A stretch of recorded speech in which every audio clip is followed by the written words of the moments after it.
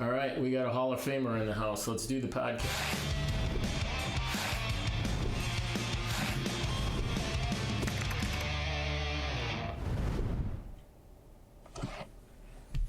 All right, this is going to be a fun one. Going a little bit of a different direction today, and going with a guy that's been in and around the sport of speed skating for decades, has touched it as an athlete, touched it as a coach, touched it as an incredible equipment manufacturer, all the way from Florida, is Paul Marchese. Thanks for having me, Dan. I'm in an undisclosed secret location on the Gulf Coast, trying to get my vitamin D and get out of the cold. Yeah, you were on a bike this weekend. Yeah, had a good.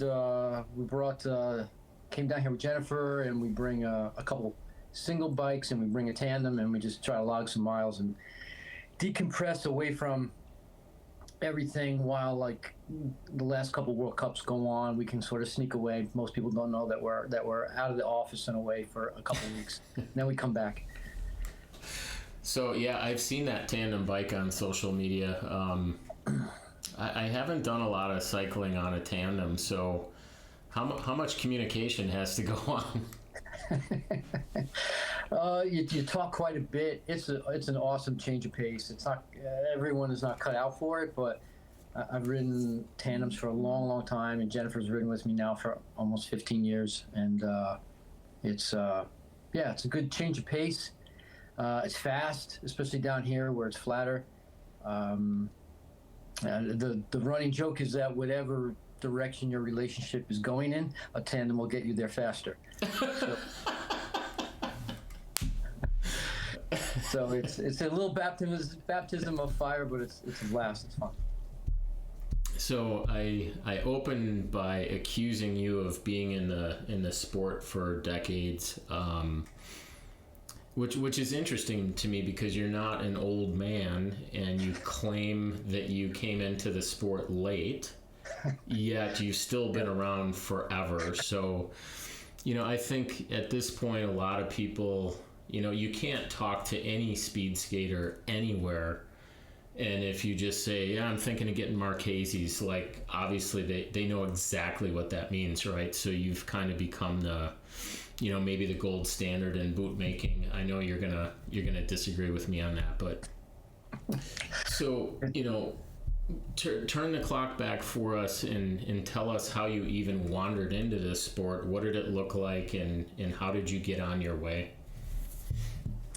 I skated only very briefly, like public sessions. I remember as a kid with my dad, who skated as a youth, and my dad speed skated a bit. He played youth hockey. He won the New York Silver Skates as a kid, back when that was a thing in Madison Square Garden. Wow. And then drifted into playing some hockey, and then drifted into boxing, and was playing semi-pro hockey and boxing at the same time, and famously told me he stopped playing hockey and continued with boxing because he made more money and he got beat up less. So he just stayed with boxing for a whole career, and I didn't really know anything about speed skating. Although now when I think about it, my only skating as a kid was always on like a secondhand pair of speed skates, planners, like only less than 5 times by the time I was 14. So 14, 15 is when we moved to a new location, and there was a dormant club in Newburgh, New York, that was being resurrected, and my dad thought it might be interesting for us to go and check it out. So we did. So what did you see when you got there? I think at the time, just because of lots of it's a whole nother backstory with my family and turmoil, and I think at the time I was looking also and happy to embrace an escape from school and local life. We just moved to a new place in upstate New York, new high school, no friends, and so it was a perfect storm of meeting other new people away from school in a smaller, little obscure corner of the world, and I could just enjoy time with my dad. He dove into it head first, and we both started skating out of Newburgh, which I didn't know meant anything other than I would find out. There was a Hall of Fame used to be in Newburgh, New York at that time, and the first U.S. world champion was from Newburgh, New York.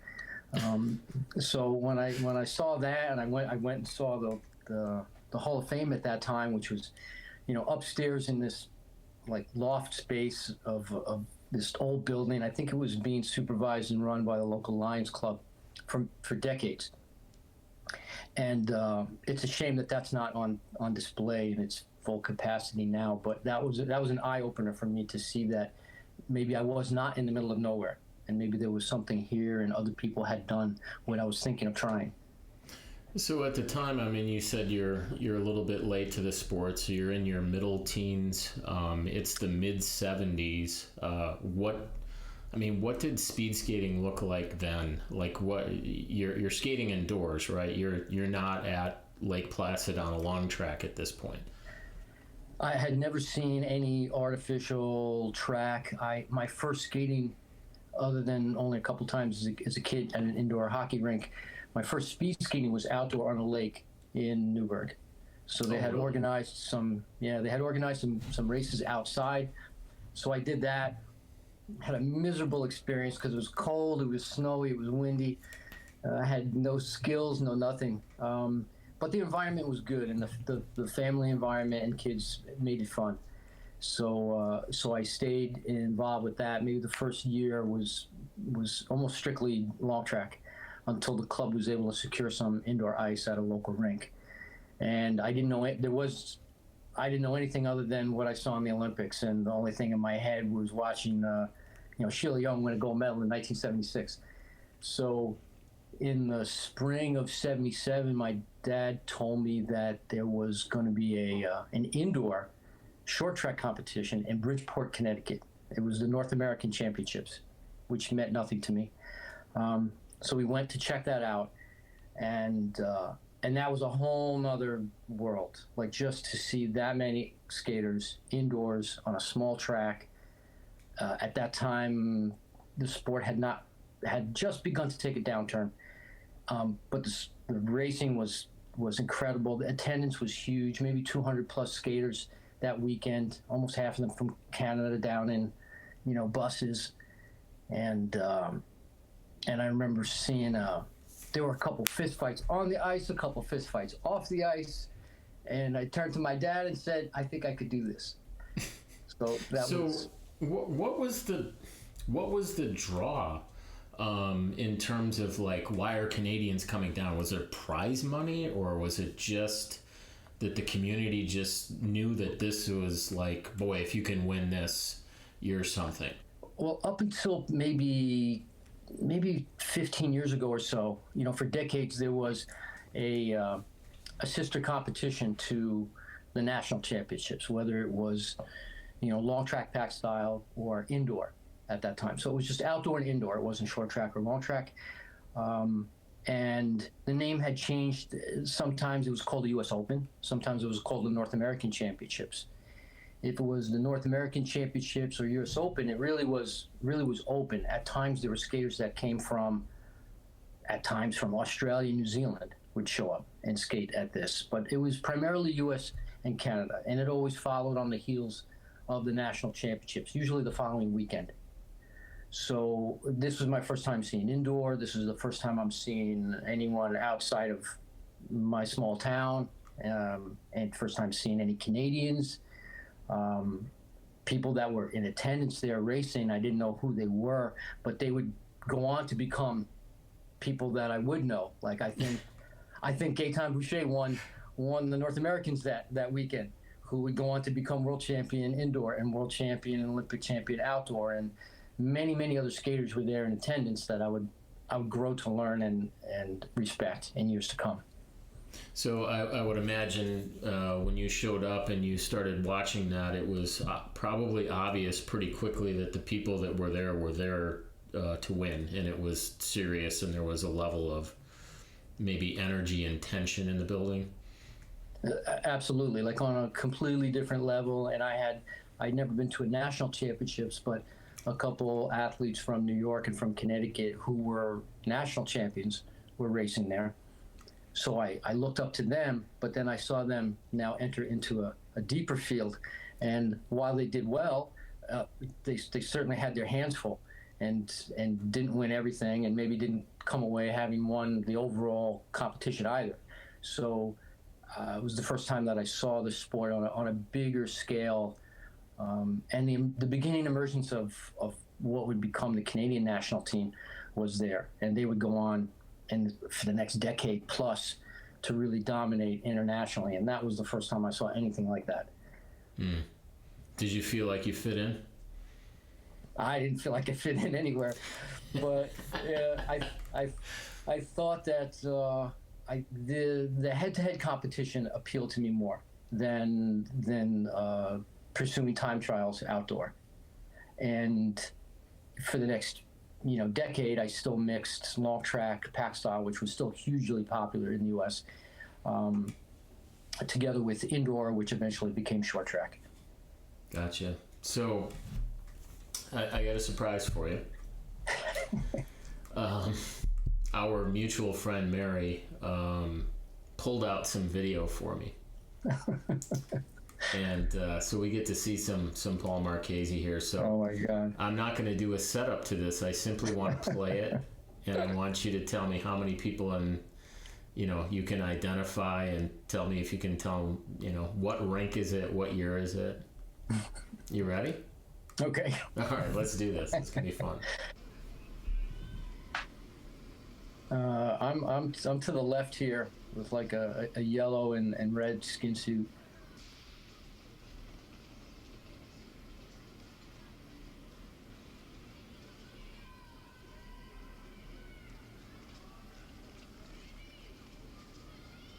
Not sure where it's from. Maybe it's a national championship somewhere. I'm not sure. I know the skin suit I'm wearing is from a club in Canada called Norbeck, because I spent a couple seasons up there living and training in mid '80s, and they were kind enough to let me fall in and adopt me as a lost soul.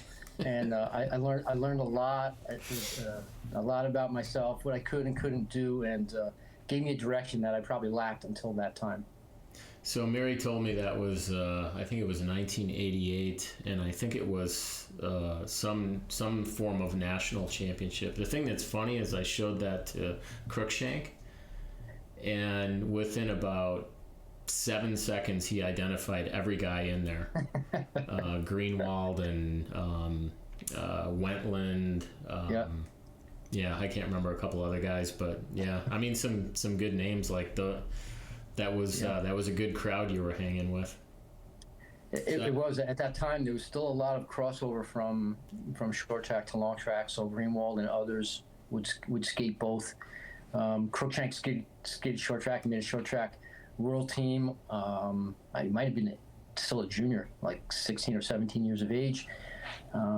So it was still a valuable training component even for long trackers. You kind of began your season skating short track. It got cold. You went outdoor in November, December, January, and then you came back indoor, and that was a normal rhythm. Yeah, well, I got news for you. Crooker is still really good on short track. A lot of people have interfaced with Jerry Search over the years, and I think he famously videotaped literally everything. Everything. Yeah, Shimabukuro was talking about that as well, and I think Mary has got a bunch of stuff as well that Jerry had videoed, so he certainly left a mark on the sport. So how long were you into this before you felt like it was really something that you were trying to be competitive at and trying to advance, I guess? When I graduated high school, I went to Syracuse University to study architecture. And I quickly learned in my first year that in addition to my schoolwork, classroom work, there's a huge amount of studio work that you need to accomplish, which is, there's no shortcut. It doesn't matter how brilliant you are. It's just hours in the studio to complete projects and drawings and models and so on, and sessions where you critique one another in front of the classroom. And it's a big big time component. So I was trying to skate and race and go to school at the same time, and that was proving more difficult. But I was still improving in the sport. And so by my 4th year in school, I decided to focus a little more on the skating because I thought that might go somewhere, and I'd come back to school. I had another like year and a half left, and while my grades were good, they weren't where I wanted them to be because I just wasn't focused 100%. So early 80s, I decided to step out of school and just train. But short track in its infancy then did not have a whole lot of direction. There was no national team yet at that point. There was no training center. There was no nothing. So athletes trained locally. And for me, that meant I traveled out to the Midwest a lot. I stayed with friends, stayed with Pat Wendland and his family a lot out in the Midwest. And we'd go for 4 weeks, 6 weeks, and we'd do a whole circuit through all the Chicago area competitions and all the Milwaukee, Madison area competitions, and then come back to the East Coast. And we did that really pretty frequently. And I mean, everyone trained in and around that way through the clubs. And that was the first time I saw Bonnie Blair skating short track and trained with her out of Evanston and Park Ridge. And that was it until the sport sort of got an Olympic green light to go into the Olympic Games as a demonstration sport in 1988. And then that was a game changer because more money and more competitions came into play, and the rough beginnings of national teams and travel and world teams started to take shape. And where were you in all that? I was still living and training back home because I didn't want to commit fully to being in the Midwest because that was still kind of a little hodgepodge. Pat Wendland and his family had moved back to Boston area, so I ended up settling in upstate New York where I could get to Lake Placid in a couple hours. I could get to New York City and skate down there in a couple hours. I could get to Boston. So while it was in the middle of nowhere, it still was central. So I stayed there. I made that my base and trained largely on my own. I had some moments where I could fall into programs, but it was difficult for me now in hindsight. There just wasn't the direction and training and coaching that I needed in its entirety. So much of what I learned was on my own, which is fine, but I was probably under a time crunch too because I wasn't super young. Now I'm 20, 22, and I'm still trying to meet these landmark goals. But it was all I could do at the time. So when did you start, or I guess, how did you split up long track and short track? Like, where was your focus, and take me through that part. Long track, especially like long track pack style, was just for training purposes in the wintertime. You know, in December, usually all the short track competitions disappeared from the calendar. And you just had December, January. You could continue to skate indoor, which I did. But if you wanted to race, the only racing was outdoor. And you could do time trials, you could do pack style. And probably up until the early or mid 90s, it still wasn't uncommon to have like national team long track athletes show up to some of the bigger competitions in the Midwest, like the Great Lakes or national championships. So it was an awesome meeting ground for people from one side of the pond and the other side of the pond, and the only place you could meet would be like pack style long track. Yeah. So that sort of kept the aggressive, intensive, energy going in the midwinter, and then we would come back and begin skating short track competitions in February, and then culminate with national championships or team selections in March. But for me, the focus at the time was 100% short track. Gotcha. So take me through the rest of your career as an athlete. Like, where did it crescendo, and how did it eventually come to an end? I had always been playing and making my own skating stuff this entire time. And in the mid 80s, I had met a guy by the name of Raymond LeBerge, who would go on and be instrumental in creating some of the first like composite skates, especially for short track. we didn't call them custom skates or composite skates at the time. They were simply known as adjustable skates because you could actually move and remove the blades on the bottom, and that was critical. You didn't have blades riveted to the bottom of your boots like long track did for another decade, or like short track did up until that point. So I played with that stuff the entire time. And at one point, Raymond, who I had been in contact with over the years, because he was another skater that I met in 1977. He was still racing. So I met him at the North American Championships at that time and saw him on and off. And people were buying skates made by him in the early 80s. And by mid 80s, I said, I was looking for a better place to train. I wanted to train in Quebec. At the time, they were on top of the world. Men's and women's world champions were coming out of two clubs out of Montreal and Quebec. And Raymond had a shop. His skate shop was in Quebec City. And he said, sure. So he helped find me a place to stay, gave me a part-time job, and I fell in with the local elite club, which was Norbec. And so you had Norbec in Quebec, and you had Montreal International in Montreal. And those were the two mighty heavyweights in Canada where all their top short track skaters came from. So it was really into the deep end of the pond for me to learn how to skate, learn how to train, live more like a pro, and learn from the best athletes and some of the best coaches in the world. So I did that for 2 years up there, leading into the 88 trials. That was a great start for me. That shaped a lot of my thinking, and not just as an athlete, but as a coach after my skating was done. So from there, 88 trials?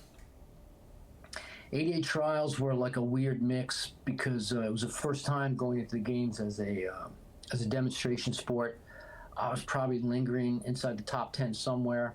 They were going to take a team of 5, but shortly before the trials in 1987, like March of 87, a change in plans was made, and they decided they were going to choose the Olympic teams then.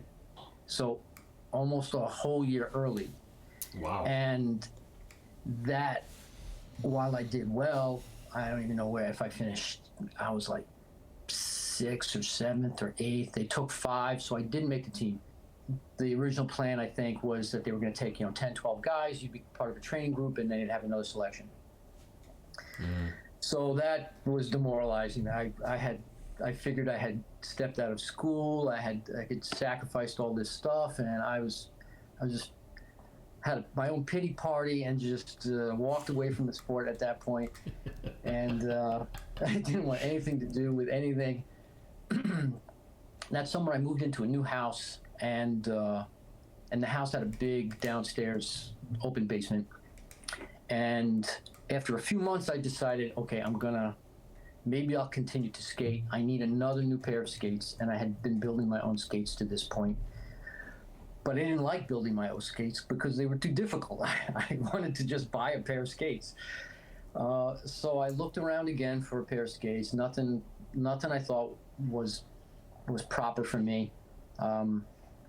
So I decided to buy enough materials to build a prototype for myself that had a lot of other ideas that I had experimented with, and I wanted to put them into one complete finished idea, and with the thoughts that I would show that skate, and if there was interest, I would race on that skate and show it. If there was interest, then maybe I would take a short order, and if that was successful, I might have enough money to train for the following year.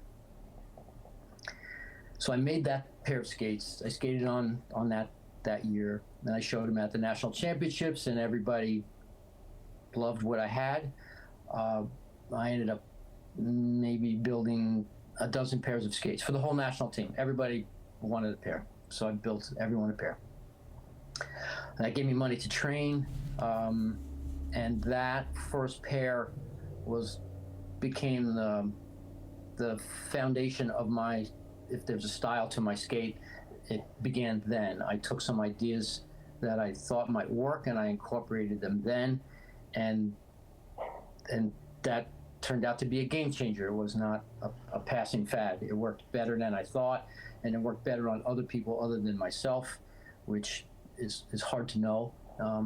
You think you have something figured out sometimes, but it's a personal solution to something you might need, but it doesn't mean it's the right solution for everyone else. But this was. So that led into another summer of taking orders so I could continue to skate, and that was the goal. I was like a starving bike racer, just trying to get from race to race and keep gassing the car, and it worked. Do you still have that pair? I do. I have a good museum of artifacts in my shop now. Stuff built from me, stuff built from others. And it's interesting to look back on now and see, where things started and kind of follow the breadcrumbs to where they go today. Did you have the famous Marchese design on that original pair? I had the real crucial departure points on it was my first use of carbon fiber, which everything was built from fiberglass at the time. So they were stiffer. They were stiffer and lighter than other skates at the time. I had decided to use a strap across the top of the boot.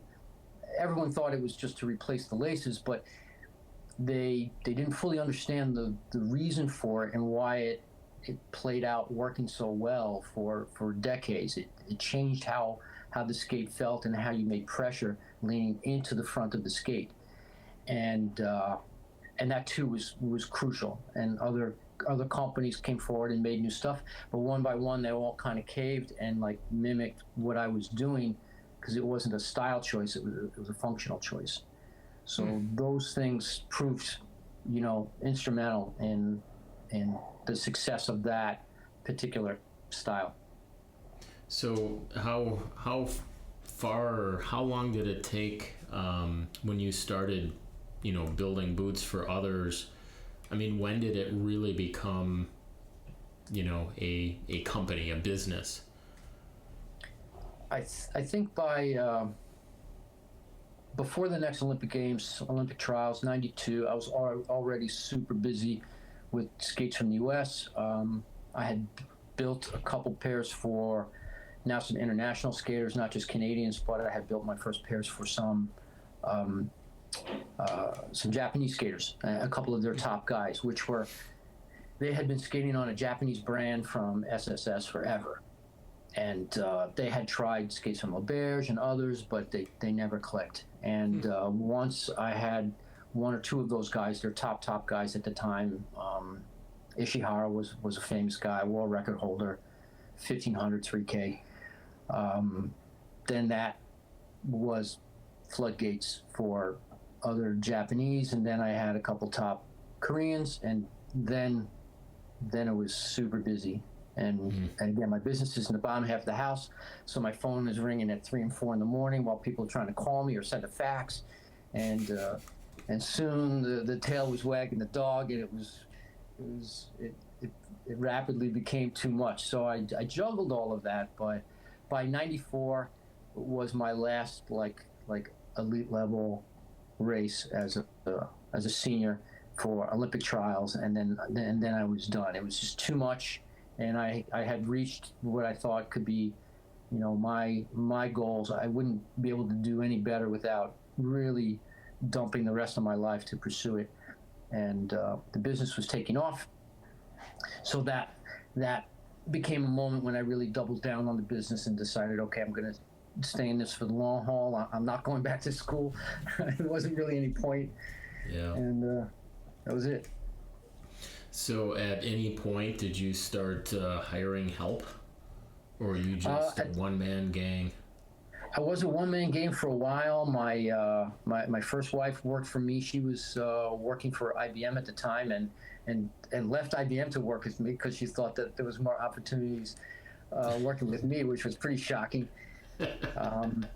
So it was just the two of us, and we worked. It grew and grew. It went from strength to strength. I built some of the first inline skating boots in the early '90s, and that was perfect timing because the sport was just emerging.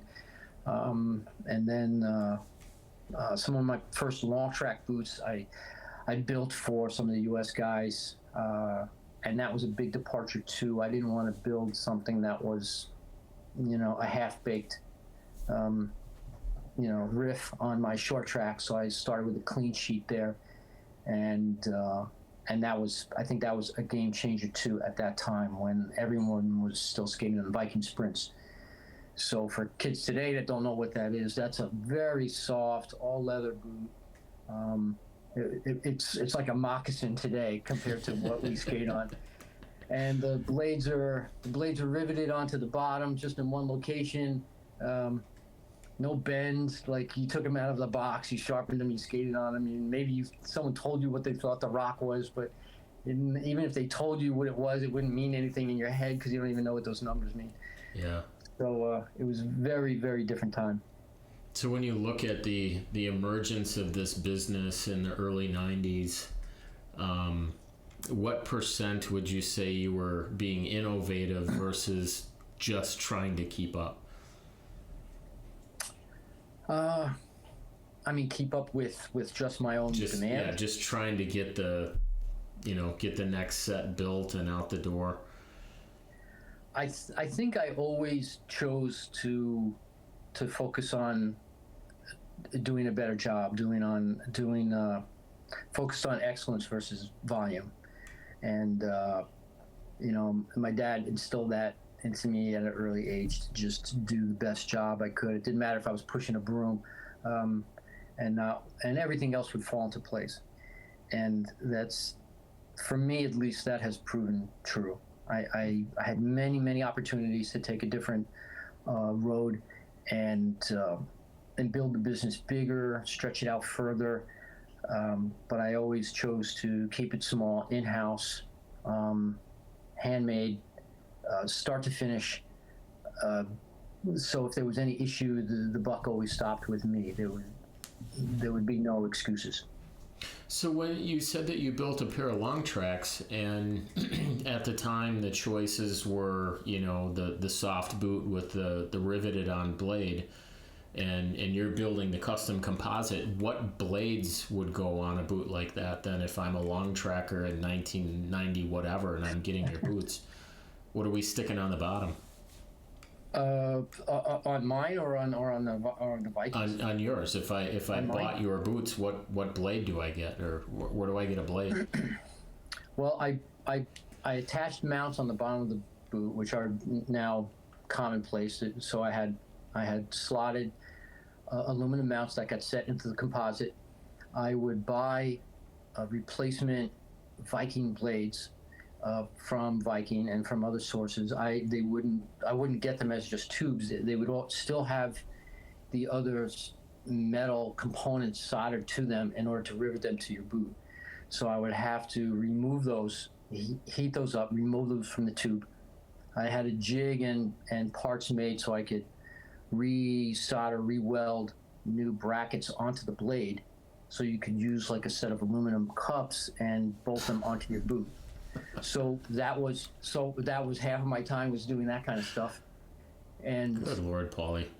And then I think in mid 90s, maybe it was 95 or 96, more skaters have been using my boots and they're performing well, but they're using Viking blades, which is all you could buy at the time. There was no other choice, zero other choice. I had traveled to the Netherlands to meet with some clients and go to a World Cup, and I called and I made an appointment to go to the Viking factory, because I looked up to them. They were the big kahuna in the sport, and I wanted to meet with them and see the factory and maybe pick out some blades, personally. And so I make an appointment.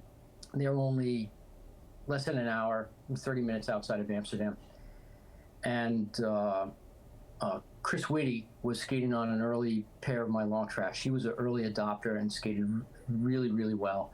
So I show up at the factory, and I'm in the waiting room, and maybe 20 minutes goes by, and the secretary finally comes back for like a second and third time, and she apologizes that the owner, is not going to meet with me, and I could see him from where I was sitting. I could see him in his office, and he's just by himself. But I think he didn't put together who he was meeting until he saw me, and then he was not happy at all.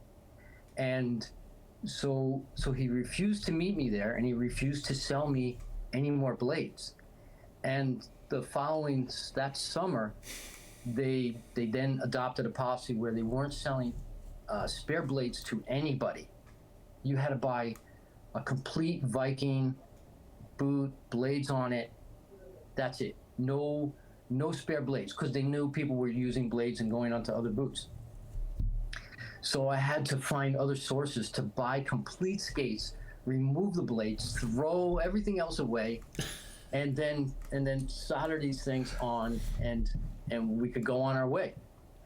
And just such a dumb, stupid approach. But it coincided with the arrival and rise of maple blades, and that whole occurrence really stuck in my head, because I saw how vulnerable you could be as a company by mistakes like that, by not attending to your clients' needs. Yeah. You inadvertently open a door for others. And Maple's another Dutch company, right? Yes, exactly. But if Viking would have just continued to supply their goods, they probably would have kept maple out of the market. But they created a market for them to fill, because they refused to address it, and helped put maple on the map, especially for long track. So in a couple of years after that incident, it was a non-issue, because I was just buying maple blades then. I didn't need to do anything with Viking anymore. So the clap skate came along in 98? 96, 97 season, the first group of juniors started to use it, but it had a couple false starts over the previous 20, 30 years. Okay. And it's a 100-year-old idea, there's no patent on it. But long track is a very traditional and at times stubborn sport. And despite having brushed shoulders with claps over the years, they just didn't give it its fair due until you had an emerging group of juniors that you could put on these skates, and they weren't carrying too much mental pressure or baggage to perform any different other than just develop as juniors. So they quickly started to outperform everyone else that wasn't on claps, and that was in the 96, 97 year, and then now you're coming into the Olympic year, and it was craziness as to whether the ISU was going to allow it or ban it. If you could get skates, if you could get claps, it was chaos. So how did the clap skate affect your approach to boot making? It arrived at a good time for me, because it was a very easy adaptation to my skates. I could very easily bolt a fixed blade on, or I could bolt a clap skate on. And other skaters that were trying to make the transition from a traditional Viking, let's say, or a traditional SSS from Japan, did not have that same ease of transition. The difficult part was that I had to do a lot of legwork, and Viking certainly wasn't going to sell me clap skates or clap mechanisms. So I ended up designing my own and building my own, and outfitted many of the skaters with a clap mechanism that I could weld onto their existing Viking blades. So they didn't have to change blades. All they're changing is a mechanism.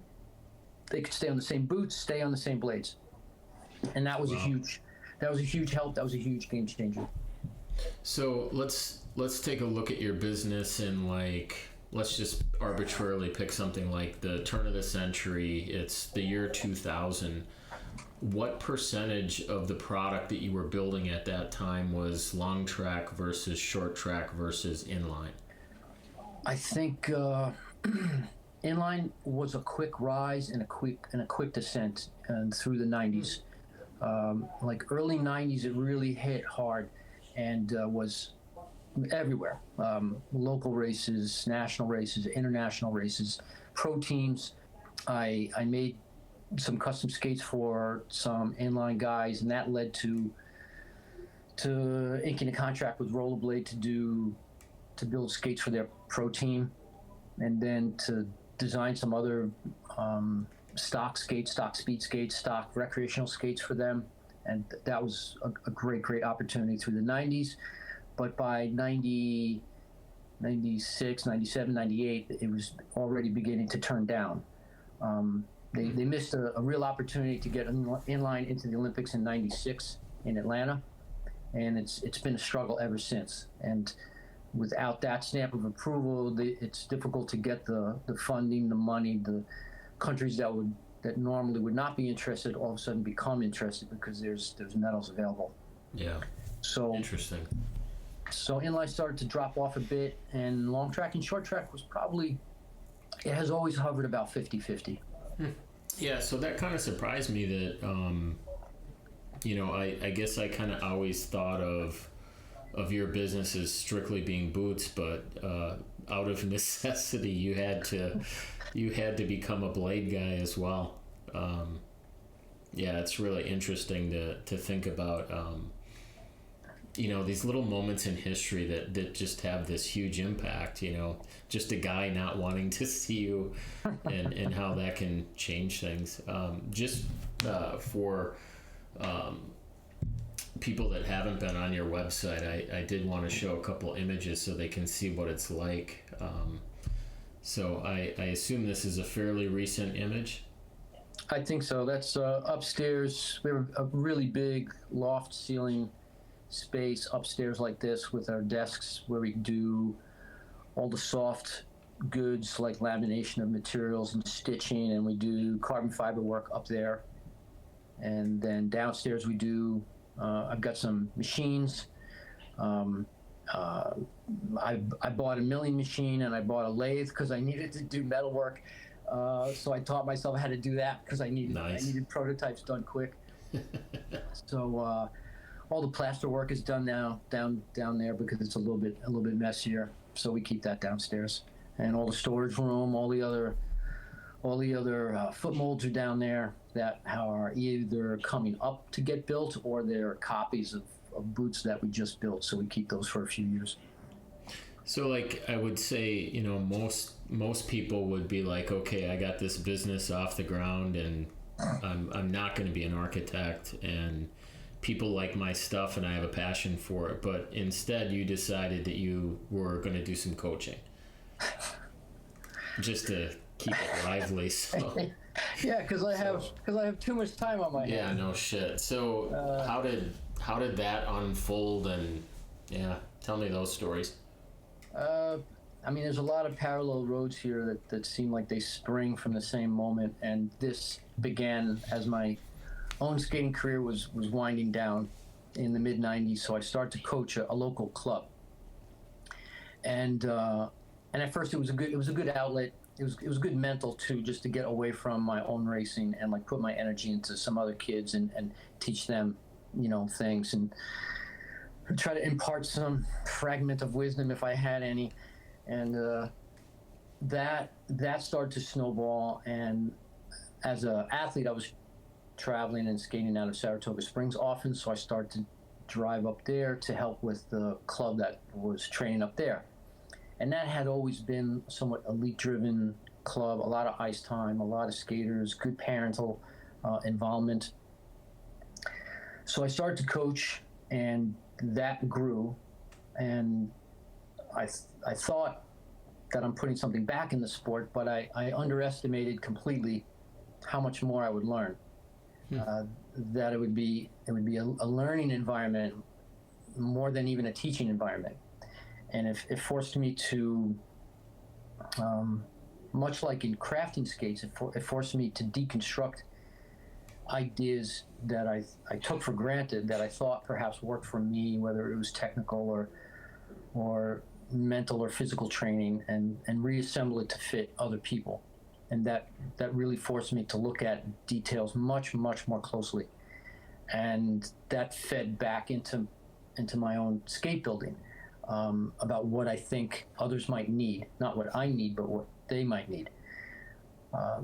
So the skating coaching progressed, and that grew into coaching some juniors. It grew into assisting at some junior team camps, taking some juniors to competitions in Canada, eventually helping at some national team events and camps, and then eventually been asked to help with the U.S. team in 2002, primarily as a technical assistant, primarily with equipment.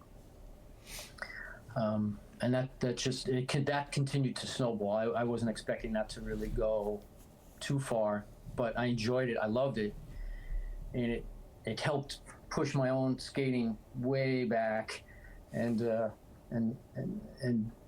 I really appreciated and enjoyed the coaching, as much or more than my own skating, for sure. So what year is this? This is like 2010. This is 2009, 10, I think, coming into Vancouver. It's not Vancouver, I don't think, but Torino was still short track, so I did work with the short track team, U.S. short track team at the games there. And then with a change of leadership in the federation, I took a step back, focused on some new projects in my studio. And then I got an offer to work with the prior short track coach for the U.S. short track team, which is a woman by the name of Leon, who was returning back to China, and she wanted me to help do some work with the Chinese team. So I said yes. And that, why, I don't know. Because somebody asked. Somebody's got to do it. I loved working with her and the staff. I got to know her extremely well, and she's another high intensity, high energy person. So now I'm working full time in my shop. I'm still coaching in Saratoga with those local kids and trying to get them to national championships and get them on junior teams. And now I'm flying once a month to China to do projects and assistant coaching in China, which I did through Vancouver. And then I thought I had enough. I'm like, okay, I got to just stay back here in the U.S. for a while. But I also was, I guess to back up, I also began coaching some long track guys between 2006 and 2010, beginning with a kid from Saratoga, Trevor Marcicano. So he had moved from short track to long track, had a bad injury in short track, and then made long track his 100% game. And he was traveling back and forth to competitions, but wanted to stay back and train in Saratoga, so I agreed. So with him, I started to assemble some other athletes around him to train from home in a professional team environment. And he went out to Salt Lake periodically to skate and train, and that just wasn't a fit for him. I think coming from his home background and homeschool background, I think staying back in New York was a better fit. So I agreed to, I didn't see a whole lot of other options, so I agreed that I would continue to work with him, and we worked extremely well together. So that is also overlapping working with China, working at home in my studio, and working in Saratoga. I was exhausted. Bally. But it was great. It was a great challenge, but it was kind of crazy. And then after Vancouver, I stayed back and I started to do some more work with the U.S. guys, both short track and long track. And then there was more turmoil on the federation side in the U.S. in 2011, 2012. So I ended up signing the contract with the U.S. team again. And all these times I'm with these teams, I'm an independent contractor, so I can kind of write my own timeline and not have to shift gears too much, and just write my own ticket. So I coached the long track team for a short stint. I coached the short track team for a short stint. That too ended up unraveling. I was very, very close in 2012, 2013 to bringing the long track team of the U.S. to Milwaukee. with at the time I was working with Marchese, I was working with Jonathan Cook. Shawnee is still in Milwaukee at the time. Brian Hansen is in Milwaukee at the time. So it was fantastic environment for like all rounders, and that was very, very painfully close to becoming a reality, and then things unraveled because job descriptions changed in the shifting sands of federations, and I just bowed out and said, no, that's not going to work. Not for me. That's not going to work. Ironically, I landed back on my feet again, and I ended up working with China through the Sochi games, and that too was fantastic. So I've had a great time with multiple teams, different countries, great experiences. That was my last go round then before I pulled the plug and decided, okay, I'm gonna slow down. I'm gonna stay home. I got awesome projects I'm working on that I want to bring to fruition, and that's enough. That's enough for me. Yeah. So I think you stated that like around 2018, that's when you really stopped coaching completely, or was it? Yeah, I think 14. I think I coached. So I think I had a few other kids local that were training from Saratoga, and they were still younger juniors, 15, 16, 17, and I wanted to see them off and get to either junior teams or national teams. And so I coached in Saratoga until then, and then that was it. And it was everything lined up well. That was a great stopping point, and I had other projects that I was working with in my business. It was a good fit. It was the right time. As much as I loved it, it was good to not be in 5 different time zones and just be home. That'll wear you out. It can. It's not. If you have a family or other commitments, it's not something that you can pursue with the energy that is required for a long time.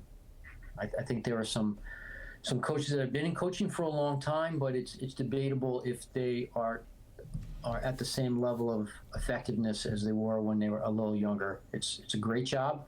It's intoxicating to be in those environments and in those arenas, whether it's world championships and world cups and Olympic games.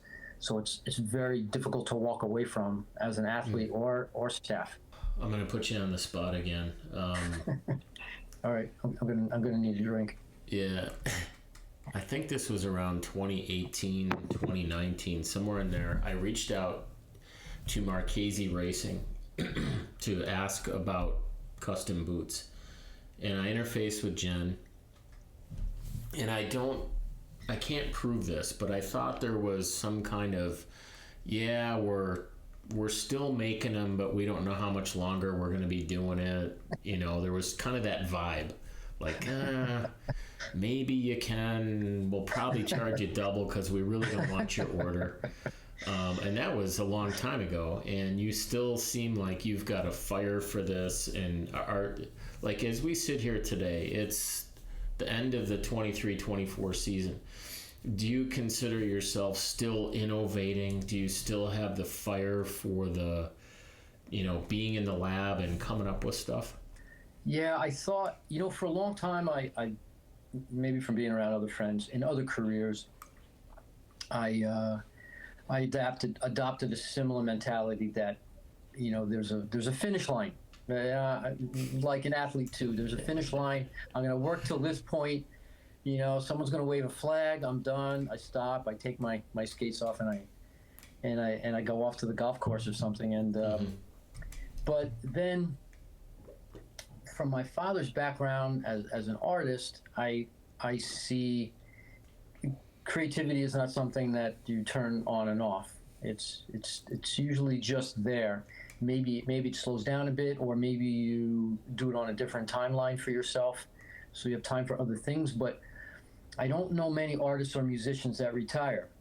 It's not part of the vocabulary, and I guess for a long time I didn't see my work as necessarily artistic like I would see my father's work, but now I do, and I have a need and a desire to create, and that is no different than it ever was.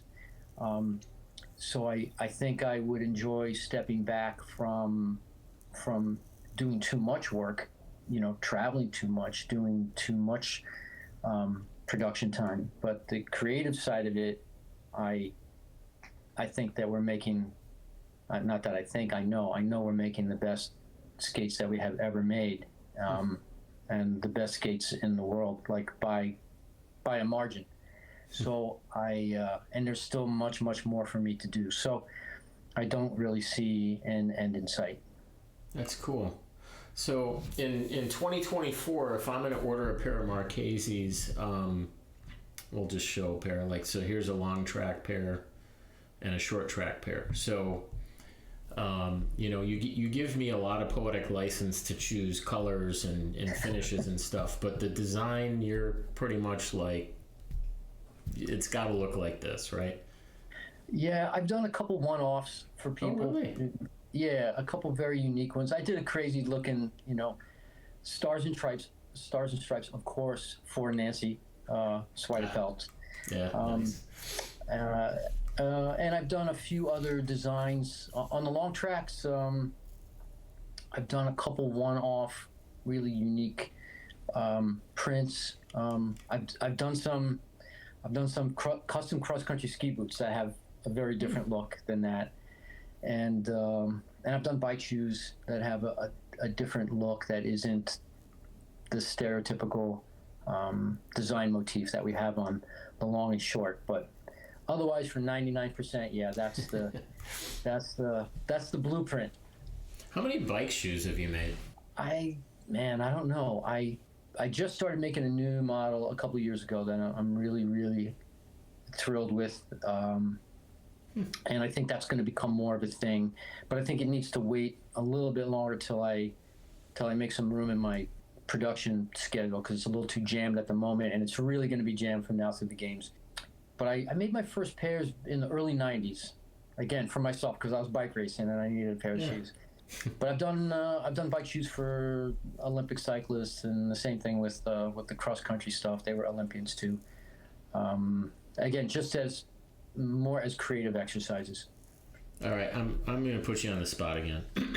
So I don't have a ton of experience with customs, but I've observed others ordering them, and it seems to me like when you order a pair of custom boots, there is no you will have them by May 5th. If I pony up the thousands of dollars for custom Marchese's, can I at least know when I'm going to get them? Yeah, of course. We actually schedule very precisely our delivery schedule. Really? Yeah. We have a very organized system for our production. We block in travel time to events, our own off time, so we know exactly what we can do and when we can do it. So we give people a pretty close, within a month typically, of when they're going to be done. And we try to mold people, do a foot casting of them as close as possible to when we are actually going to build their skates. So if there's any changes in their feet or injuries, it's not a surprise. And then they've got a lot of time to think about colors and designs, and we usually overwhelm them with choices in how they want their skates built, because there's a lot of things you don't really think about until the questions are posed to you, and or their coach. So if I can, for a lot of skaters, I know them, I've seen them skate almost their whole life. I know their coaches. Maybe I built skates for their coaches when they were racing now, and so I like to pepper them with questions to make it as bespoke as possible for them. What is a typical lead time for a long track boot? Right now we're looking at like summer of 25. And some people think that's long. Some people think it's like 5 years. But it's but we're booked out. It has always hovered like right around a year, plus or minus. Okay. How often do people say, "I'll pay anything. I need them in 6 weeks"? Sure, that's never happened. Well, no, no. But people do crazy things, and especially coming up to Olympic Games, I feel like Olympic year, everything just becomes exponential. Like it's even from a team or federation level, as you get closer and closer, and you see gaps that you have to close, price costs start to go out the window. It's people just become desperate. So the people that have been in the sport for a long time, it's good that they know our backlog and that there's a timeline, and so they plan accordingly, and they plan a year, 2 years before the Olympic Games, not just so that they get them in time, but they get them so that they can skate on them for a season, and adapt to them or adjust to them, and find a sweet spot in terms of how they've broken in. Then they're good to go. So a World Cup skater, I guess it doesn't matter whether they're sprint, all around, whatever. How long should a top elite skater expect to be able to own a pair of custom boots? I think like skating on the ice, especially long track, they get beat up the least. Short track get beat up a little bit more. You got crashes, you get kicked, you got people chewing on your body and on your skates, so things happen, and inlines get beat up the most. But for long track and short track, we try to build them with enough durability that they're good for at least a quad. And if you get them back to us periodically, every couple of years, every few years, for a little bit of work, maybe we replace some things, maybe we make them a little stiffer. They're constructed with that in mind. They're really? not built. Yeah, they're not built as a disposable consumable. They're built to be rebuilt. Huh. And if they get a pair from us that they really, really love, I caution them about even getting another pair. I would much rather them retain the same feel, and if they haven't really destroyed them, I can breathe new life into them, and they can continue to go on for another quad. So at a top international level, you might still get 8 years out of them. If you're a local or domestic skater racer, it'll last you your lifetime. You've been at this for a while, and you've had wild success. The numbers have to be astronomical in terms of medals and all this kind of stuff. Can you tell me off the top of your head, like the first Olympic gold medal, or, are some of those milestones things that you can just pop right off the top of your head? I wish I could. I should. I remember keeping track of my boots. When I got to 100 boots, I thought that was really a lot. And then when I got to 1,000 boots, that seemed insane. For results, I think the first big international results were by 92 short track, and then by 94 for long track.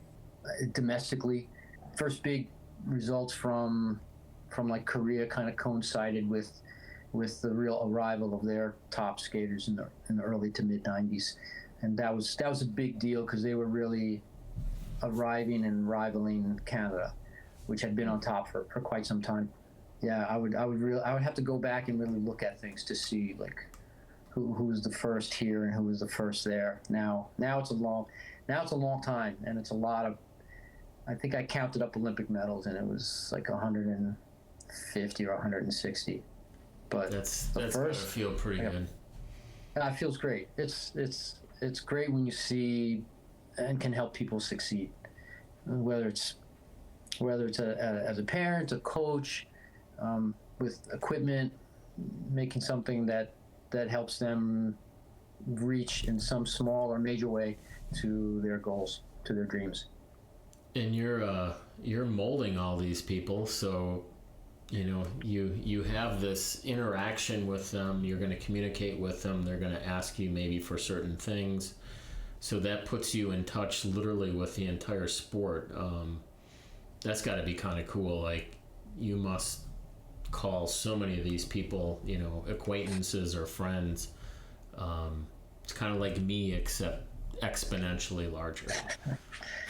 It's a lot of people. It's like thousands. I think thousands of like world class athletes, hundreds of world class coaches, like dozens of governing bodies, and a lot of my contemporaries when I skated, they now are coaches or in some way staff and administrators. So I do see a lot of familiar faces when I go places, and that sort of makes the whole world feel a little bit smaller when I go to any event. But it's great to meet the clients like personally. I always thought it was strange for a builder or a custom builder to just take a mold that arrives in the mail, or send you some kit that you're going to mold yourself for something that costs thousands.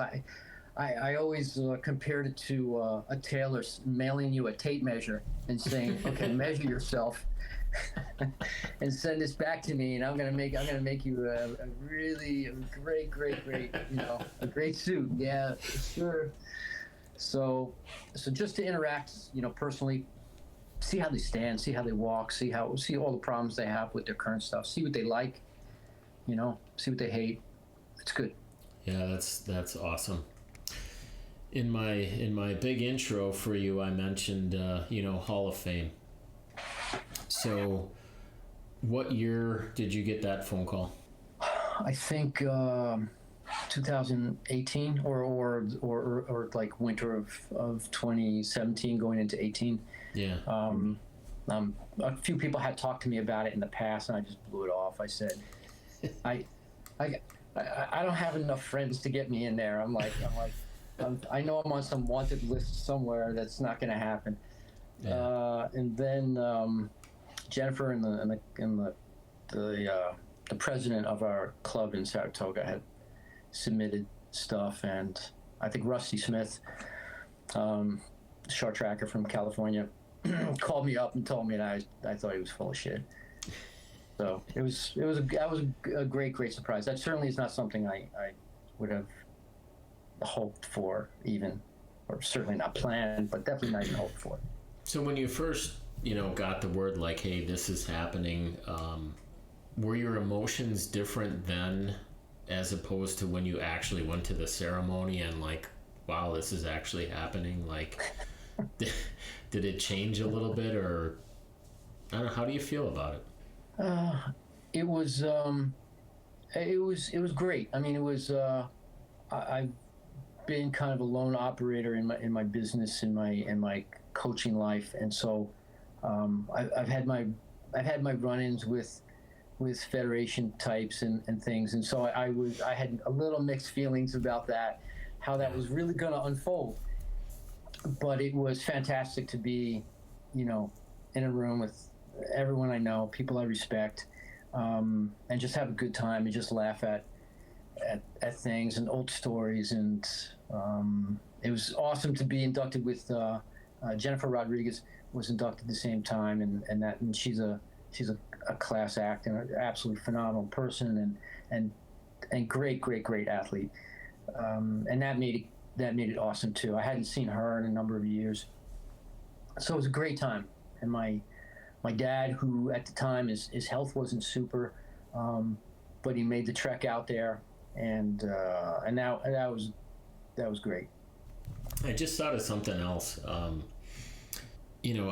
train out of the Pettit, right? And, we're always upstairs in Crooker's space. So I'll jump on the bike and getting ready to warm up, right? So I'm looking down through the glass onto the oval.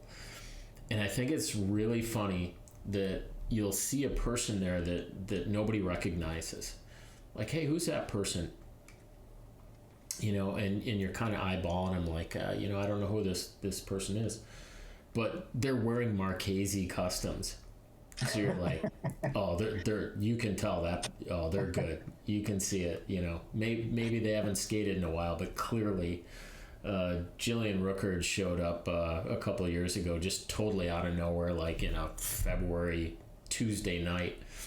Wow, she clearly knows what she's doing, and she's wearing customs. And I'm like, David, who the hell is that? And he's like, it's Jillian Ruckert. I'm like, was she an Olympian? I don't know anything, right? I showed up in 26 or 2017, so you go back earlier than that, I don't know anything. But yeah, I think that's so cool that, you know, your last name is now like, dude, are you getting Marchese's? Does that still make you feel weird?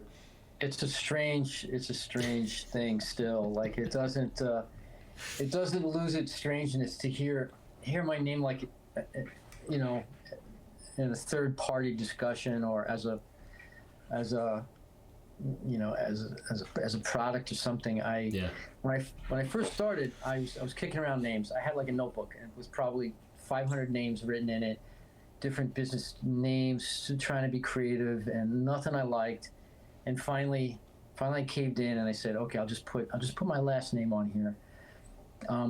And I needed a way to like mark them, so I bought these labels, and the labels were like they were like an inch long, this tiny label that said Marchese on it, and I stitched that on the boot, and I was so self-conscious. That just seemed so.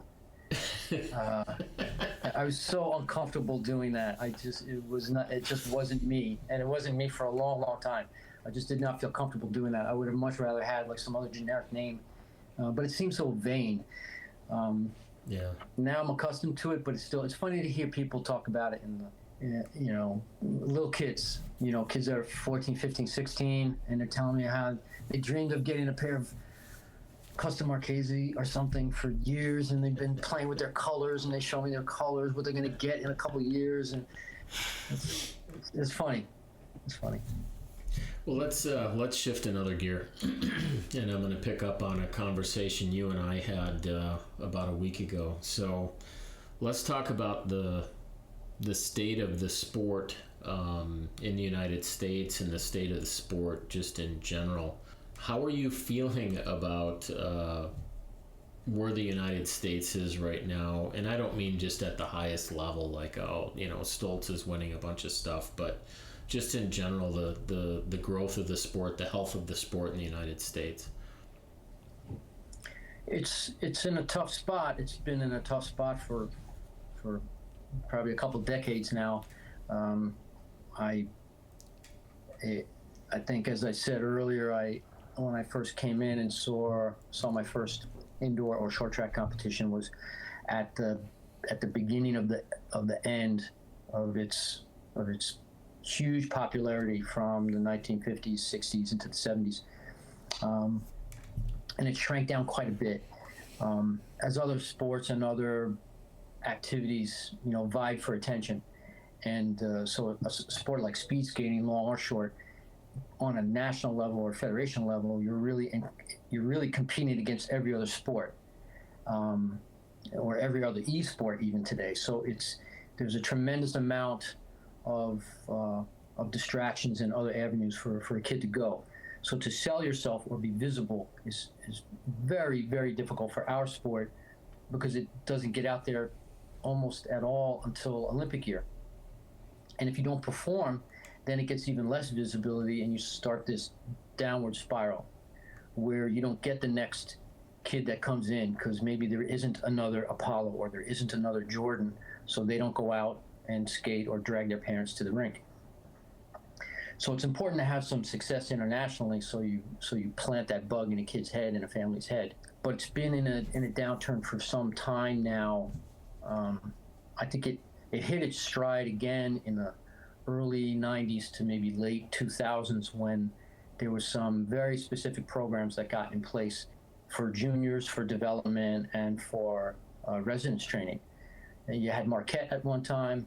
You had Lake Placid as a residence training program for short track. And then you eventually had Colorado Springs. And all of that is gone. And there's not anything that has replaced that, and there's not any other real development programs that have replaced that, and there's not any, despite talking about it, there's no coaching development that has ever been successfully assembled. So it's hard to know even where you begin to breathe life back into it, since it's a boat with 100 holes in it that's leaking, you know, not one or two. yeah, we get lucky in the U.S. because we have just such a maybe unfair number of stellar athletes floating around there somewhere, and randomly a kid gets off, the wrong bus stop and wanders into a rink and becomes something. But it's so by chance that you find these people that a kid like Jordan, let's say, grows up, 30 minutes from the pet when he could just life's, roll of the dice could have had him born, somewhere in the middle of Iowa or Kansas, far away from ice in a rink, let alone ice in a glass. And you never hear from them. You never know. So you don't know where those hidden talents really are. And it's difficult for us to go out and canvas and cultivate them. We depended a lot on the inline sport for a long time, but we just kind of like cleared the cream off the top. And that sport is now struggling. So you don't have the same talent pool to draw people over into ice. At Dash, we're trying to make a little bit of a dent in that. When I started with David 3 years ago, it was really just, we had our high performance team and we were just kind of assembling it and building a program and getting things rolling. But now we have the groundwork of a really interesting model. We are drawing kids in the summer.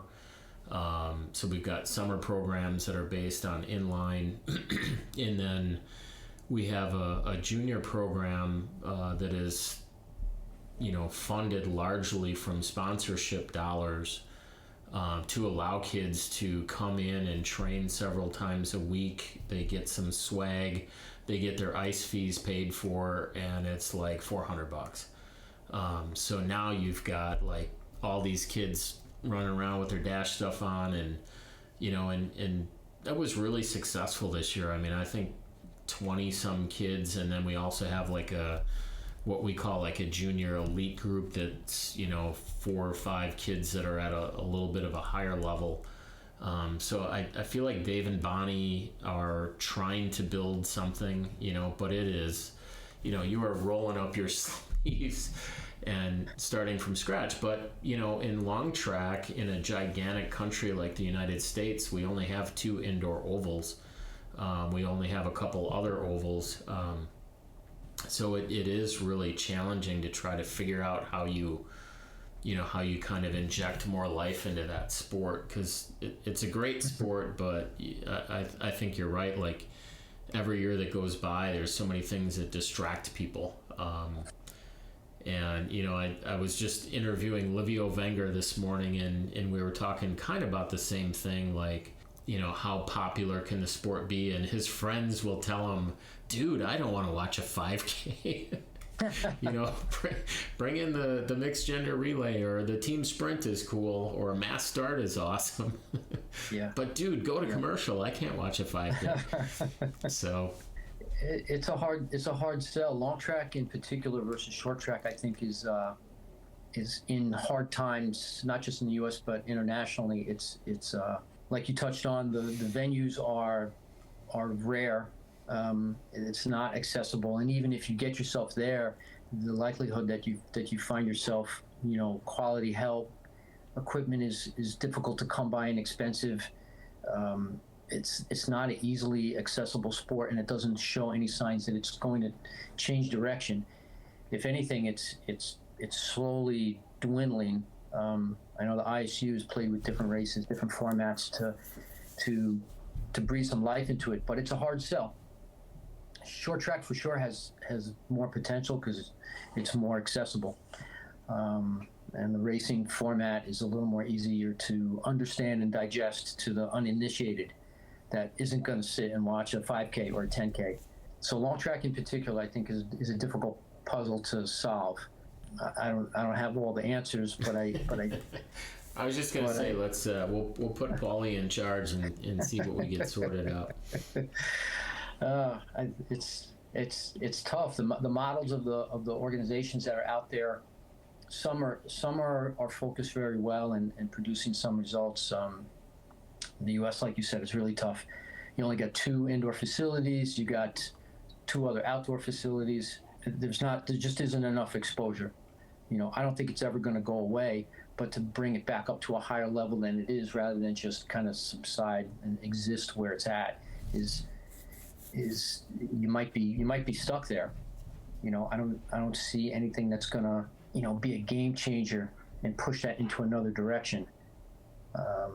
It's got a much better shot in Milwaukee, simply because, to me, that's like the heartbeat of the sport, is right there between Chicago and Milwaukee and Minneapolis. It just has such a strong foundation, strong families involved, strong clubs involved. So I don't see it going down. But the focus from the federation is different than the past 15, 20 years. That has kind of changed direction, and I don't know that they are ready to do what they need to do to succeed. Whether you judge success by the number of athletes, by the number of sponsors, by the number of medals, there's not a professional side to the sport. It'd be much easier if there were, because your decision making would happen immediately if you weren't meeting your goals. But in a federation model like we have, it's more like a government committee or agency, and so they're there to administer. And while they want to win, my 86-year-old dad wants to win too, but you have to be ready and willing to do the things that will result in success, and rather than just exist. Well, I found it, I guess I'll choose my words carefully here. I found it surprising in interfacing with Shimabukuro the other day on some personal things, to find out that he is going to World All-Around in Inzel on his own dime. And he told me that the athletes and coaches are all paying their own way, because apparently we don't see value in World All-Around and World Sprint. I have no words for that. I don't understand. I mean, I thought World All-Around was like a really important and prestigious thing if you can win it. And, we got a guy going there that has a really good shot to potentially come away with gold. But I mean, I was looking at the ASL calendar for 2023-24 big all-around. Casey Dawson is number 4 in the world, and he won't be there. He chose not to go, apparently, right? So maybe it was just financial or whatever, but that seems really odd to me. And maybe it's just everything other than the Olympics doesn't matter. I don't know. I mean, that's been the rationale put forward to me, is that those events are now pushed off on the side because they're not part of the Olympic agenda. Those events are not on the pathway to the Olympics, but that's where maybe someone like yourself and myself would disagree. That is very much on the Olympic pathway. And if you want, like we talked earlier, if you want exposure, if you want sponsorship dollars, you have to be seen. And there's no place to be seen more than at the all-rounds. It's the World Series of speed skating. It's the Super Bowl of speed skating. The Olympics is its own thing, but to get there is the puzzle. And all-rounds and sprints, they're happening for the first time, back-to-back in Inzel this year. Absolutely, when you have, Dawson's up high in the ranking. Kimmy Getz is right there. Like, she should be on a podium there. Maybe has a shot at winning.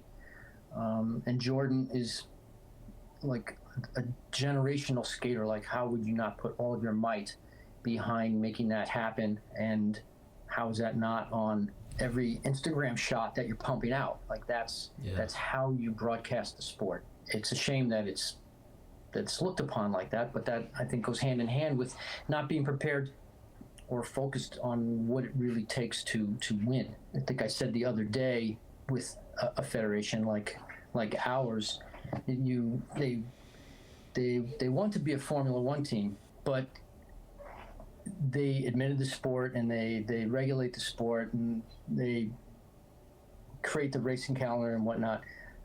But rather than being a Formula One sport, they really are the DMV of skating.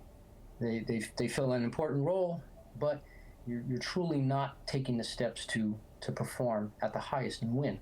And it's easily seen if they are setting the Olympics as the benchmark. It's easy to see their rise, and it's easy to see their fall. We had 3 Olympic Games on the trot where we won 10, 11 Olympic medals in 2002, 2006, 2010. The next 3 in a row are among our worst of all time. I don't think we've won 10 combined in all of those together. Yeah. So clearly there's a problem. And I don't think the sport is solely judged on your success at the Olympic Games. That's its own unique universe. But it certainly is a barometer, since they themselves are using that as the benchmark. I'm not using that as the benchmark. They're using that as the benchmark. And if that's the benchmark, well, then you're failing. And you need to make some changes in order to meet your goals there. And to meet your goals there means you need to make some other changes further down the pyramid, and that includes events like this that you choose to not attend. What's the good news, Paul? The good news is you and I are just knuckleheads that love this sport, and we don't know why we're here, but we're here. Yeah. And there's just too much other cool stuff going on, and great people, and there's something ethereal about gliding fast on ice. Whether you're gliding at 10 miles an hour or 40 miles an hour, it's absurdly cool. So it keeps you locked in, and what better way to spend your time? Well, I thought it was great that I got to skate with you and Jen this year. It was a surprise to see you guys. Where was that? Was that Milwaukee or Salt Lake? That was Milwaukee, I think. In Oh yeah. And I love Milwaukee. To me, that's it's great. It's a great location, great training environment. It's I've got different thoughts on Salt Lake, which I won't share today. But Milwaukee is I don't know. There's a heartbeat there. There's a soul there. It's got great history, great people. It's got some grit. There's some talk that there's going to be a World Cup there next year. I saw that on the calendar. So and I absolutely will be there for that. Let's hope it actually happens. And the Masters sprint is there next year as well. When is that? February 22nd and 23rd. I actually made that announcement when I was in Italy last month. So very excited about that. I get a home game, so I don't have to deal with all the jet lag and stuff that I usually have to deal with. So that's a positive for me. But yeah, I'm excited about what a World Cup could maybe be, because the COVID crap really crushed the 22 trials, but the 18 trials, I had just joined the sport at that point. I was really, by the time we got to 18, I was immersed in the sport and excited about it. And I was showing up there like the week before trials just to watch people training. And, it was cool. That's actually, that's the first time I saw you. So the energy in the building, and like, I distinctly remember Erin, qualifying for the games and going like a second faster than she had ever gone, in that moment, right? That kind of stuff is cool. And we sold the building out every night. And, like if you compare the Pettit Center to like the Calgary Oval, okay, yeah, their venue is way more awesome. However, it's kind of like an old barn in hockey, right? It's very intimate. You're kind of right on top of the track. You take those hockey rinks out and you get more visibility. And I think you're right. It's a place that I think we're going to deliver with a World Cup. I think we're gonna bring people in that place, and it's going to be electric. They do a great job there. It's been a long time since they've had an event like that there, and they've had world championships there before. They've had world sprints there before, and it's always a sold out show. It's drawing from the surrounding families and clubs and athletes that train there, even the local paper. They're all. It's a knowledgeable crowd. They know the sport. They know if they are not in it themselves, they know people who know people that are in the sport, and there's something to be said for that. And I like the somewhat, gritty nature of the track there and the environment. It's like being a boxer that has come from South Philly. There's something about that like makes you who you are. You're not in this pristine high-speed bubble. Like, you kind of have to make your own way, and I like how that affects people both on the ice and off the ice. I skate out of there and I don't feel that way, and I'll tell you why. Because it's indoor and I'm a delicate flower, and I like being indoor, and then I go up to Roseville and I'm like, oh, it's cold and the ice isn't perfect, and yeah. But I don't have any my grip, first Paul. my first long track was there, back when it was outdoor. Oh yeah. When I was not sure, should I skate long track, should I skate short track?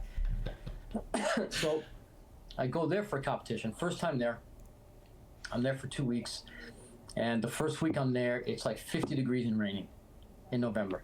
Awesome. And every day it got about 10 degrees colder. 10, 15 degrees colder until the weekend's time trials. It was 20 to 30 below zero. Everything was a frozen sheet of ice. They had these rubber mats that extended from trackside sort of down this gentle slope into the warm-up hut.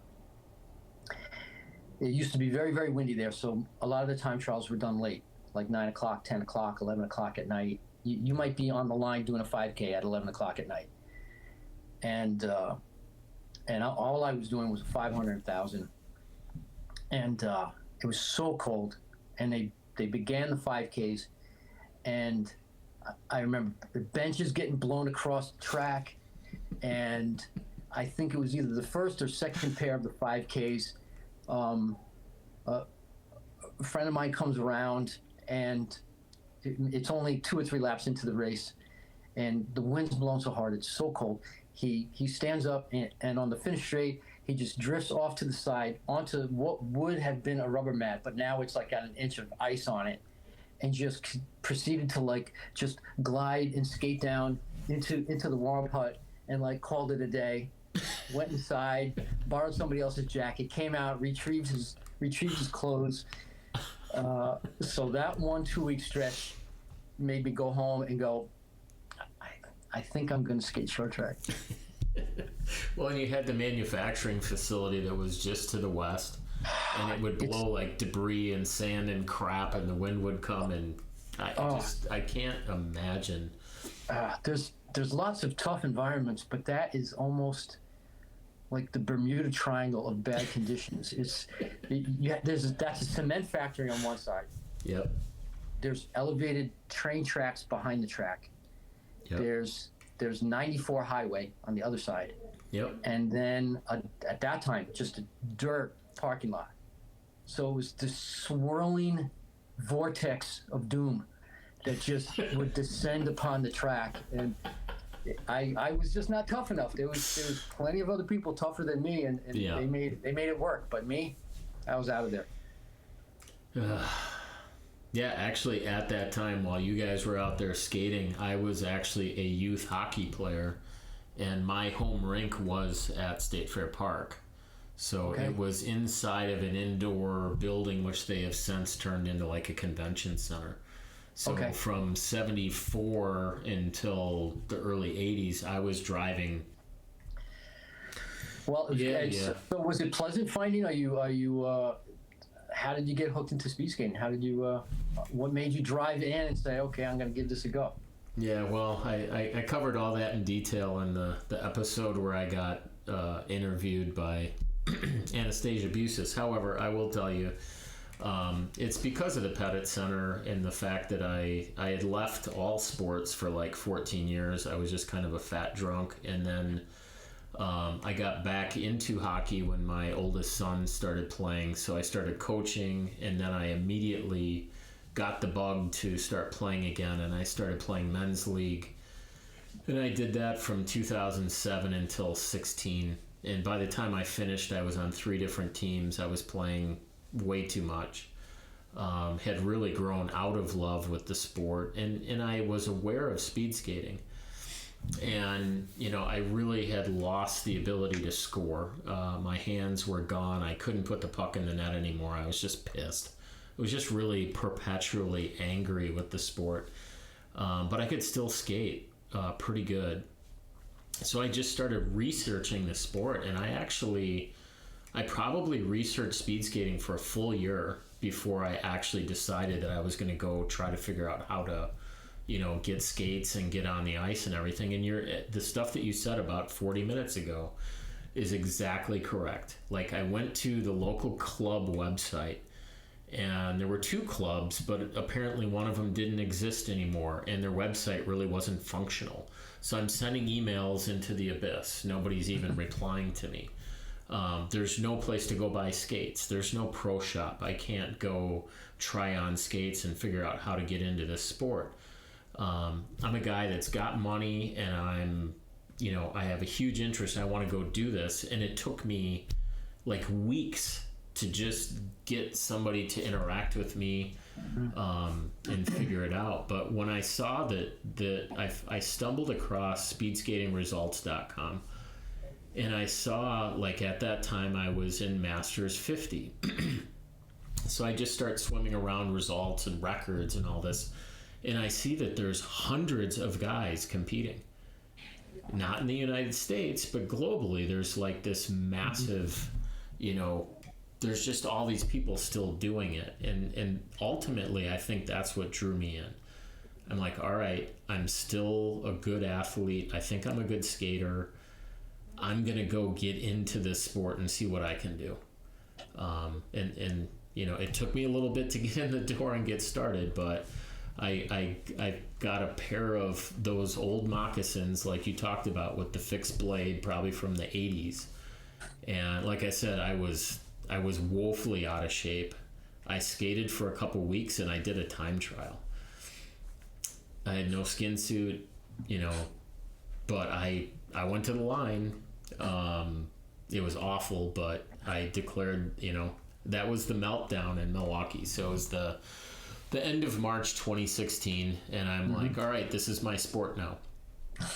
And then I trained the whole summer with no supervision. So I didn't know anything about dry land and, all this stuff. Like, years later, I'm like, oh, you get fast in the summer. All right, great. And I was still out of shape at the end of June. And that was the day. It was June 30th, 2016 is the day that I looked at the scale and I looked at myself and I said, today it changes. And then by November, I think I was 168 pounds. So great. Yeah. Great, man. I made a big change, and got into the sport, and now it's what I do. So I talk to legends like you, and I skate around with an incredible team with great coaching, and I consider myself incredibly lucky. I love every minute of it. Don't really like competing, but I love, just like today, we did a little technical session. We did some weights. Just the guys. It's awesome. So good for you, man. That's great. The racing side of it is its own, different puzzle. But the sensation of skating and how you make speed on ice is it's so elusive. It's like chasing a golf swing or a tennis swing, and it's like you get it and then you lose it. You get the timing and you lose it, and it's complex enough and not easily found. That is precisely what keeps you coming back to it. It's hard to hang on to it, but then it has such a difficult physical component to it. Yeah. But it's brutal. We say you have to train so hard to just suck a little bit less. Yeah. it's really tough. Really tough. It's also a it's an unforgiving sport if you wander away from it for a while. I'll see guys come back that haven't been on ice for a couple of years, but they're great skaters, and they'll chuck their skates on and they're kind of sitting in with some people doing some laps, and every time you see it, they'll do like 2 laps and they come around that back corner and they're just like, God, this sucks. Oh, this is so fucking hard. It's not natural. Yeah. There's nothing natural about it, and it's all completely learned. So much of it is against your instincts of how you propel yourself. So if and the muscle and the movements are unnatural. So if you're not practicing them all the time, it goes away so rapidly. Yeah. So don't drift away from it. Stay in it. Yeah, I literally, like, if I go 2 days without skating, the next time I get on, I'm kind of like, I was so good on Tuesday and now it's Friday. I probably should just, go back to hockey or something. It's so foreign. This sport. So it keeps you humble. It's very humble. So I got to ask you another question, or maybe one more question, because we've been going at this for a while. So, you were the athlete. That's obviously gone. Most of any coaching that I think you're going to do is probably largely in the past. You're still innovating, and you're passionate about what you're doing with equipment. Do you ever think about, maybe I'll just kind of cut back or not take so many orders, or are you just jamming and you're passionate about it and might as well keep going? I think a couple of years ago I was looking at downsizing a little bit, and I've had lots of guys come through my sites and through my hands that maybe want to give it a go, or maybe have worked for me part-time doing some preparation work in the shop. And I had a younger kid who had spoken to me on and off over the years, and then was finishing up his career a couple years ago, and spoke to me again about maybe coming in and giving it a go. And that was right at when I'm thinking maybe I'm gonna back off just another notch. And I told him, you can come in, you can give it a go. I'll start you with some simple stuff and we'll see what happens. Maybe you like it, maybe you hate it, maybe you can do it, maybe you can't. I've had other guys come through. Maybe you can pull the sword from the stone. We'll see if maybe you can be the guy. And so he began with us almost 2 years ago, and he's still with us, and he's doing absolutely fantastic. And so that has taken some weight off my shoulders on the production side of things, and ironically has allowed me to continue to pursue some of the development details that had been on the back burner.